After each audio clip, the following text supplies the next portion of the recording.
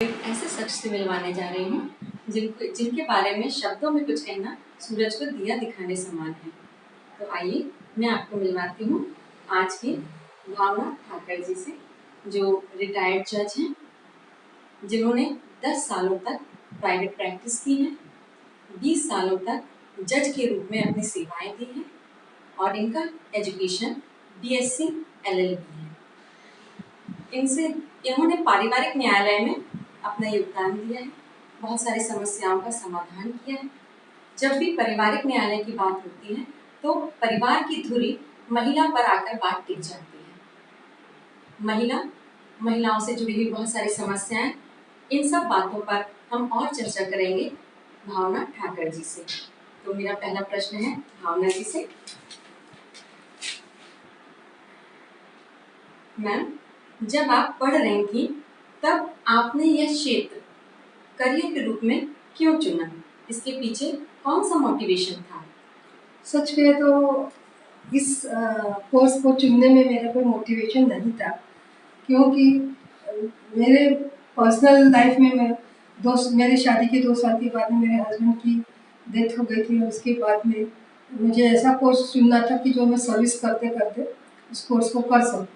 इसलिए क्योंकि ये पार्ट टाइम कोर्स था, मैंने इवनिंग शिफ्ट में LLB ज्वाइन किया था और ये LLB का कोर्स ज्वाइन किया। उस समय मेरा कोई मोटिवेशन नहीं। निश्चित तौर पे मैम, ये मैं कह सकती हूँ कि जिस समय आपने यह करियर के रूप में चुना, आपका बहुत ही कठिन समय था। परिवार में पति की मृत्यु होना अपने आप में महिलाओं के लिए दुखद घटना होती है, फिर भी आपने बहुत हिम्मत से काम लिया। मैम, आप जज के रूप में कब नियुक्त हुई और आपको उस समय कैसा लगा? मैं जज के रूप में 1991 में नियुक्त हुई और उस समय मुझे बहुत खुशी इसलिए हुई कि चलो मैं कुछ परिवार को उनको टूटने से बचा सकूंगी और कुछ परिवार को जल्दी से जल्दी निपटारा कर सकूंगी। बिल्कुल ठीक है मैम, क्योंकि जैसा हम लोग जानते हैं कि पारिवारिक न्यायालय आने से बहुत सारी जो समस्याएं हैं महिलाओं की, वो बहुत जल्दी सुलझ जाती हैं। तो अगला सवाल है मेरा कि महिलाएं वैसे तो शक्ति स्वरूपा होती हैं, है ना? किंतु महिलाओं की समस्याओं का निवारण करते समय आपको ऐसा कौन सा पहलू है जो सबसे ज्यादा भावुक लगा? सबसे भावुक जो पहलू है वो है बच्चों की कस्टडी।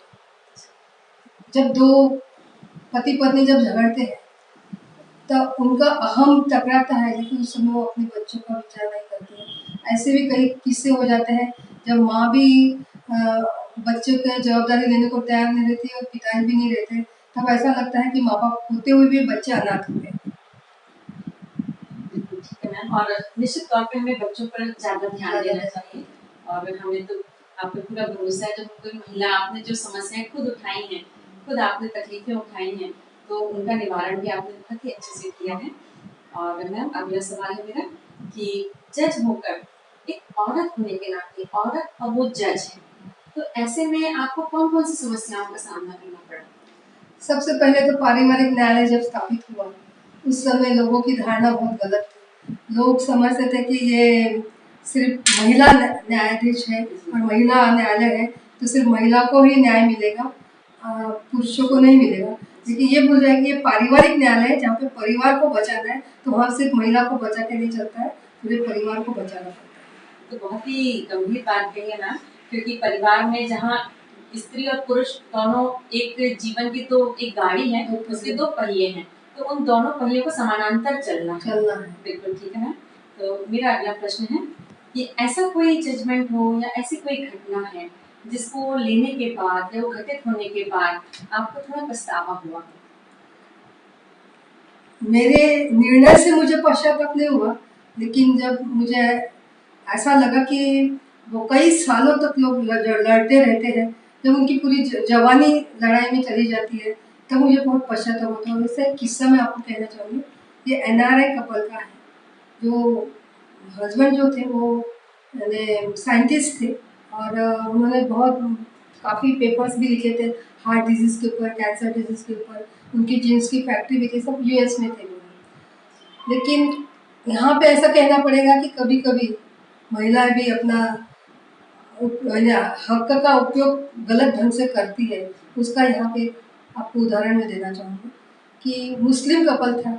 मुस्लिम लोगों में महिलाओं को न तो डाइवोर्स देने का अधिकार है और न तो वो एडल्टरस लाइफ जी सकती है। लेकिन यहाँ इस महिला ने उस पति के ही सगे भतीजे को, जिसको पति ने वहाँ पे यूएस में खुद ने बुलाया था, अपने घर में बुलाया था, उसी के साथ में गलत संबंध कर दिए और 2 बच्चे भी पैदा हो गए उससे उसको। और फिर भी वो मैंने पति की सब प्रॉपर्टी के ऊपर उसका ये था, मैंने वो भतीजा भी कुछ करता नहीं था, सिर्फ पति के प्रॉपर्टी के ऊपर जी रहा था। और उसमें उसने बच्ची की कस्टडी मांगी क्योंकि बच्ची का जन्म अमेरिका में हुआ था और उसी समय वहाँ पे अमेरिका में जो लॉ थे उसके अनुसार उस हस्बैंड को 5 साल तक कैद कर दिया क्योंकि उसने ये इल्ज़ाम लगाया था कि इसने खुद के ही बच्चे को किडनैप किया है। और वहाँ 5 साल तक कैद रहा और यहाँ पे वो बच्चों की कस्टडी मांगी। तो वहाँ पे उसने यूएस में भी डाइवोर्स भी ले लिया और कस्टडी का ऑर्डर करवा लिया। लेकिन उसमें एक गलत ये था कि ये लोग एनआरआई कपल थे, यानी वो वहाँ के परमानेंट सिटीजन नहीं थे, तो वहाँ का लॉ उनको अप्लीकेबल नहीं था। मतलब पर्सनल लॉ यानी मुस्लिम लॉ अप्लीकेबल था। फिर भी वो ऐसा करके उस आदमी को उसने 5 साल तक जेल में रखा। फिर उस समय मैंने जो जजमेंट दिया, उस जजमेंट के आधार पर उसको जेल से छुटकारा हुआ और फिर वो वापस इंडिया में नागपुर में आकर स्थापित हुआ। उसकी लेकिन उसकी कैरियर बिगड़ गया इस सब चीज़ों में, उसका हाँ, जीवन पूरा मतलब बदल जाता है।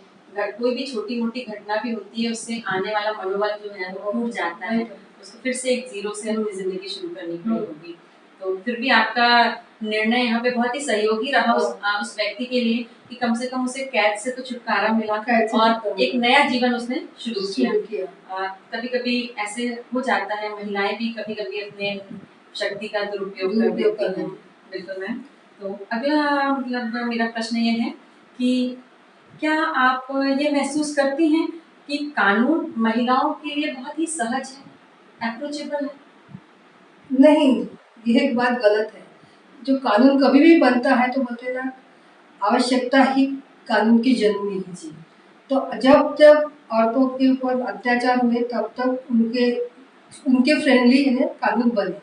लेकिन कानून तो बन जाता है, लेकिन कानून का इम्प्लीमेंटेशन, उसकी अमल बजावनी जो होती है वो ठीक ढंग से नहीं होती। उसकी तरफ देखने का जो दृष्टिकोण होता है वो गलत होता है। इसके कारण मैंने आज अभी अगर कितना भी कानून बना ले स्त्रियों के फेवर में, लेकिन फिर भी मानसिकता नहीं बदली है।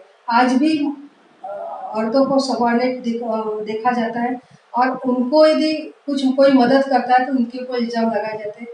हम पर भी इल्ज़ाम लगे हैं कि आप महिला है तो आप महिला को मदद करेगी, जबकि खुद ही इनजस्टिस यदि कर रहे हैं महिला के ऊपर तो भी वो चाहते हैं कि महिलाओं को न्याय ना मिले, तो वो इस तरह से बोलते हैं। तो इसके ये नहीं बोल सकते कि कानून गलत है, सिर्फ कानून की इम्प्लीमेंटेशन या कानून की तरफ देखने का जो दृष्टिकोण है वो गलत है। जी बिल्कुल, क्योंकि हमारे समाज में महिलाओं को 2 दर्जे का माना जाता है, तो प्रायोरिटी पुरुषों को दी जाती है। इस वजह से और पुरुष प्रधान समाज होने के कारण उन्हें लगता है कि न्याय पर उनका ज्यादा अधिकार है। बिल्कुल। और अंतिम प्रश्न है मेरा बहुत ही गंभीर सा कि यदि आपको ऐसी कोई शक्ति मिल जाए जिसमें आप अपना एक कानून बदल सकते हैं, एक नियम बदल सकते हैं, तो आप कौन सा कानून, कौन सा नियम बदलना चाहेंगे? हम कानून बदलने की बजाय मैं ये चाहूँगी कि कानून कम से कम हो, लेकिन कानून की इम्प्लीमेंटेशन, अमल बजाने के ऊपर ज़्यादा ध्यान दिया जाए, ताकि कानून सिर्फ पेपर ना रह जाए, उसका कुछ सही ढंग से उसका उपयोग हो सके। बहुत अच्छा लगा, आपने आज जो कुछ बातचीत की हमारे लिए बहुत फ्रूटफुल है और निश्चित तौर पे आपके बारे में जानकर हमें बहुत अच्छा लगा। नमस्कार।